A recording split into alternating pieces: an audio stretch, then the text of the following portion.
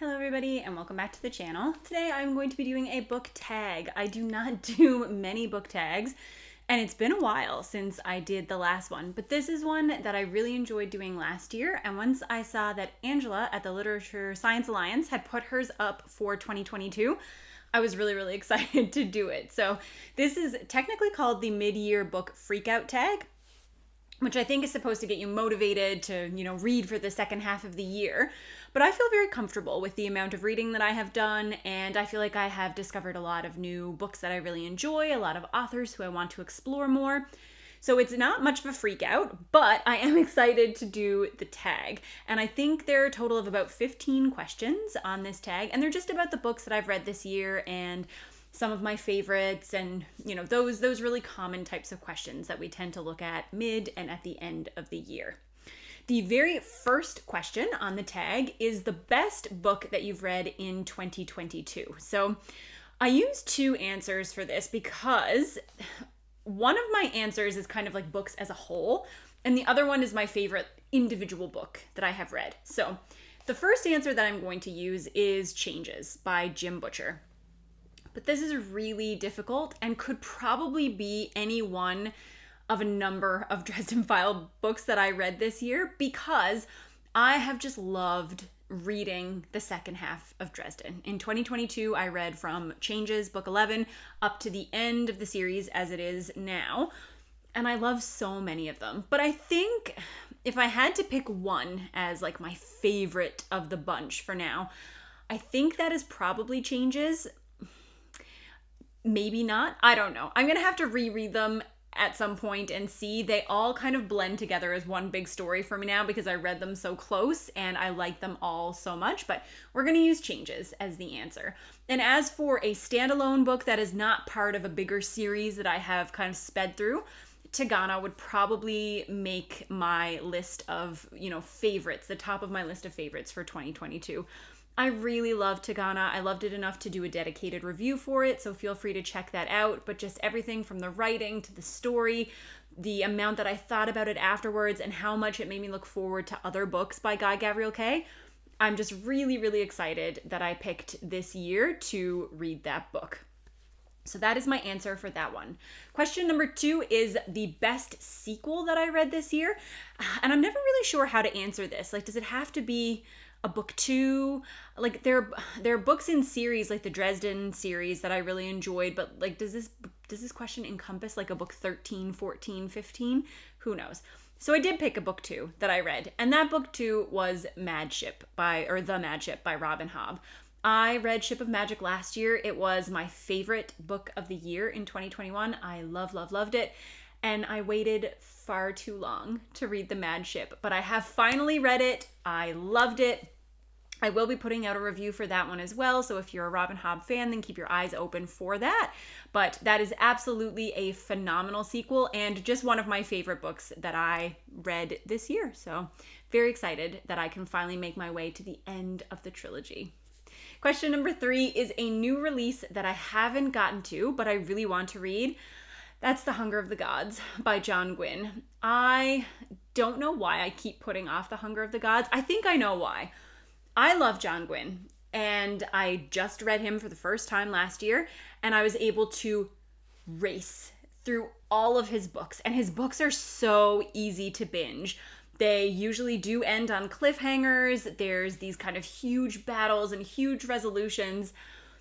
And this is an ongoing trilogy, and I don't have book 3. So even though I have been really excited to read book 2 ever since it came out, part of me is like, once you read it, then there's no more, and you're not sure what's going to happen. And that's true. But I do really want to know what happens, and I am really excited to read it. So hopefully that will be one of the books that I am able to get to in July, because John Gwynne is one of my favorite authors who is presently publishing in fantasy, and I really want to get to that book. So that's it. Question number 4 is, what is your most anticipated release for the latter half of 2022? And that is Fairy Tale by Stephen King. If Stephen King writes a fantasy novel, I'm going to drop everything to read it. I don't always read his new releases as soon as they come out. It really depends on what they're about, how how much that style of story fits my personal taste. I know that I will get around and read all of Stephen King's books eventually, but if he publishes a fantasy book, it needs to be read immediately. I was going to say I don't make the rules, but I do make those rules. And that is one of the rules that I have made. So I'm really looking forward to that book. Were Stephen King not publishing a book in 2022, it will probably be Babel by R.F. Kuang. I'm really looking forward to reading that. And especially after hearing Petrick's early review for it, which I can link below. But he loved it potentially even more than he liked The Poppy War, which I know is one of his favorites. So it makes me just even more excited to get to it. So really looking forward to that. Question number 5. What is your biggest disappointment of 2022? Sadly, this is The Emperor's Blades by Brian Staveley. This was supposed to be a read-along on Alan's channel that everybody was super pumped to get started with, very excited to read. I was ready to do the live chat, which I did do with Alan and Jake and Jimmy, and it was just not good. And I was really sad that I didn't like it because I had heard really great things about the series. The book looked really cool. It sounded really cool. The prologue was really cool. And then it just all went downhill from there. So I was really disappointed because I had been hoping to really love that one. And that was sadly not the case. Oh. Number 6, biggest surprise. So this is both a surprise and not, because this is a very hyped book. The surprising element is that I really loved it. And that book is Jade Legacy by Fonda Lee. So on BookTube, like one of the things that I felt like had separated me from everyone else on BookTube is that I felt lukewarm at best about the Greenbone saga. So Jade City, Jade War, I liked them. I wanted to love them. They were made up of things that I thought I would love. The martial arts inspired magic system, the political intrigue, the insights into characters, it like everything about it, the mafia inspired setting or like family structure. I thought that it would be one of my favorite series. And then of course you had like everybody like Daniel Green and Petrick and like all of the big booktubers being like, this is probably one of the best fantasy series that I had ever read. And I was like, this is going to be a slam dunk. And it was not. I liked books 1 and 2, but I didn't love them. I didn't want to DNF the series, but I felt like I was missing something. Like I was not reading the same thing as everybody else. And I don't know what happened or why it happened, but in Jade Legacy, everything just clicked for me. Characters that I didn't feel attached to, I suddenly did feel very attached to. I cared so much about the moving pieces and the drama and what was going to happen next. Reading that entire book was like holding your breath for 8 hours because it was a heart-wrenching experience. There's so much happening and you're not sure what's going to go poorly and what's going to go well. And I really, really loved it. It was a 5-star book for sure. And I was surprised because I had thought that maybe it would not live up to that hype for me, but it did. And I'm really, really glad that it did. And now I know that I need to go back and read the whole series and see. I mean, it's never going to be the same, right? Because now I have this attachment. I'm going to carry that back with me through reading the first and second book. So I don't think I'll ever be as objective as I was on my first run through. But I would like to go back and read books 1 and 2 and see how I feel about them the second time around. Number 7, new favorite author. So who's a new favorite author to me this year? And I think even though I read just one book by this author, I believe he is going to become a new favorite author of all time. And that is Guy Gavriel Kay. I loved the writing in Tagana. I loved the style. I loved the story. I loved the thematic exploration. Everything about it was just so well done. And that's one of Guy Gavriel Kay's earliest books. So I am really looking forward to making my way through the rest of his bibliography. I have high hopes that he is going to become a new favorite fantasy author for me, which will be great because there's lots of things that he has published and I'm going to just make my way through. I think I'm just going to keep going in publication order. I know he published one series before Tagana and I'll put that in too, but my plan is that I'm going to continue to love him and that I will be able to fit the rest of his books in every couple of months or so. Number 8 is newest fictional crush. So what Angela did for this question, which I think is a good way to approach it, is just talk about her favorite romance story that she read this year.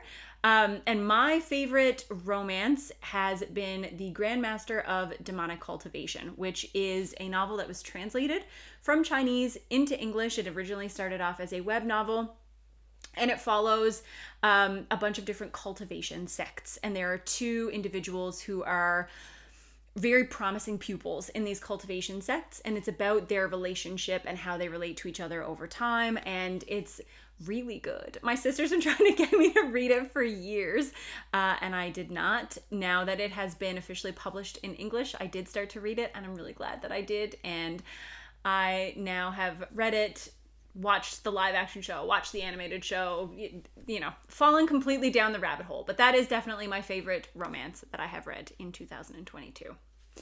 The next one, number 9, newest favorite character. So very similar. One of the main characters in the Grandmaster of Demonic Cultivation series, his name is Wei Wuxian. He is one of my favorite characters that I have met this year. I absolutely love that character archetype. So he is kind of a critical thinking, mischievous type character who really pokes at rules and authority, but because he doesn't understand where the rigidity of society comes from and why it's there, and he points out how that could be holding people back, and it does ostracize him a little bit from the very rigid cultivator society. But he is creative, he's very loyal, he will do anything for his friends and his family, and I think that he's a really great character, and it is why I have been pulled into that story, because I will admit that the translation is a little bit rough, and I don't know if that's because of just like I'm not used to that style. I'm sure that there are cultural things that go over my head and jokes that I might not understand. So it's not always the smoothest reading experience for me, but his character just makes the story for me. So I have really enjoyed it for that reason. The other character that I have really loved this year is Emily Marshwick from Adrian Tchaikovsky's Guns of the Dawn. She is a fantastic character. She is very determined and brave, and again, very loyal. This is like, when I did my favorite fantasy character list, almost everybody on that list could be described as very loyal. That is something that I really love in a character and something that I value highly myself. So whenever there is a character whose part of their like fundamental personality is loyalty to the people they care about, whether that's their family or their friends or someone they're in a relationship with, I always really enjoy that in a character, and I really loved that in Emily's character. Guns of the Dawn is a book that kind of explores the repercussions of war and how it changes society, and Emily is a great vehicle to use to do that exploration. So if you like character driven stories and you like classics like Pride and Prejudice, that style of novel, then absolutely give Guns of the Dawn a chance, because Emily is a phenomenal character. Number 10, books that made you cry. I cry a lot when I read. I cry when people die, if I'm attached to them, which hopefully I am, if the story is doing a good job. I don't know. I'm not a big crier in everyday life. I don't even know the last time that I cried in like regular everyday life, but for some reason, books, it's really easy to get me. One book that made me cry multiple times this year, and I'm putting this one on it because it's not a spoiler. So there's lots of books that have made me cry this year that characters die in, but I don't want to talk about those because then you might think, oh, someone Sarah liked died in this book. A book that made me cry that had nothing to do with character death is the book Boy's Life by Robert McCammon. McCannum? I always forget how to pronounce his name. But I read Boy's Life earlier this year. It is a coming-of-age story. It follows the life of a young boy over a year in a small town in America. And it will definitely, if you are someone who falls victim to nostalgia in stories, it will tug at your heartstrings. And there are parts that are really bittersweet and really sad, and it pulled tears from me on multiple occasions. Another favorite book of the year for sure. Really, really loved reading that one, and would definitely read more by that author as well. But if you're looking for one that might make you tear up a little, then I will recommend Boy's Life. The next question is a book that made you happy, so number 11, and that is Thief of Time by Terry Pratchett. Terry Pratchett is always Terry Pratchett was an answer last year. If anybody ever asks me about books that make me cheerful or glad or happy, Terry Pratchett is definitely going to be on the list. Thief of Time is the final book in kind of the Death sub-series of Discworld books, and it was delightful. Those books, in my opinion, just keep getting better and better as Terry Pratchett hones his abilities as a writer. And it was so much fun to read Thief of Time. So many of my favorite characters from the Death series are in that one. And his turn of phrase, the absurd situations that his characters get in, there's just so many good things about Thief of Time and about Terry Pratchett in general. But I was really glad to close off that sub-series this year. And I'm really looking forward to going on to Guard's Guard, which is the next book that I plan to read. Number 12, what is your favorite book to film adaptation this year? I don't watch a lot of TV or movies, and I was trying to think of an answer to this question. Like, I've watched some Marvel movies with Andrew, but I think probably my favorite adaptation, I'm going to say, because it did go into early 2022, would be season 2 of Demon Slayer. So this is obviously an animated adaptation of a manga, and I really have enjoyed Demon Slayer. It is, in terms of storytelling, like, it's a very basic story, but the animation is beautiful. Like, one of the most beautifully animated shows that I have ever seen. And I really like, I like the action, and this is definitely like, if you don't watch anime and you're not into a lot of those like common anime tropes like that seem very silly, this will not be for you. But where are my other Demon Slayer fans? Because this show is so good and I like it so much, and it's definitely my favorite adaptation of 2022. Attack on Titan may have gotten that, but they decided to cut their season short, and it made me really mad. So then I had to go and read the ending because I could not wait again. So that's why Attack on Titan got nixed. But Demon Slayer was phenomenal. Number 13, favorite video you have done this year. This is easy. Did not have to look back through any videos. Hands down, the most fun that I have had on BookTube this year was organizing the charity Jeopardy tournament. Whether it was the live show with Jimmy and all of the guests that we brought on, or hosting Jeopardy itself, just chatting, looking through the chat, seeing everybody come together to raise money for a good cause. It was really fun, really rewarding, and I am hoping that we are going to be able to make it an annual thing because it was absolutely my favorite thing that I have done on BookTube ever, but also this year. Number 14, the most beautiful book you've bought so far this year. This is from very early in the year, but it has to be Daughter of the Moon Goddess by Su Lin Tan. This is a beautiful book. Both versions of the book are gorgeous, but for one time in my nerdy book life, I actually prefer the North American cover, the cover that I got, which is a miracle because I almost always love the UK covers, and then I have to order in the books from the UK, and it takes them so much longer to get here. But I liked the North American cover best for this one, and the sequel's coming out this year, and the sequel cover, equally gorgeous. I'll put that one up too, just because, so beautiful. Can't wait to buy the second one, and I'm just going to rotate them out in different seasons on my main bookshelves upstairs. Not my main bookshelves, my like decorative bookshelves upstairs, because they are too beautiful to not be appreciated by everybody who comes to visit me in my house. And the last question, number 15, what book do you need to read by the end of the year? Mistborn. I need to finish the Mistborn trilogy. I've done a pretty good job, actually, of closing out series that I have wanted to close. I finished Dresden, I finished Death, I finished Long Price Quartet, I have finished the Greenbone Saga. So there's lots that I have finished, but I need to finish Mistborn. So the final book, what's the last one called? Hero of Ages. I am going to read the Hero of Ages before this year is out, hopefully in the next couple of months. But that's it. Those are the 15 questions from the mid-year book Freakout tag. If you are a fellow creator, please do this tag because it's really fun and it's a good way of organizing your books. Feel free to tag me in it so that I can watch it once you do it. And I hope you enjoyed the answers. I will see you with another video soon. Bye!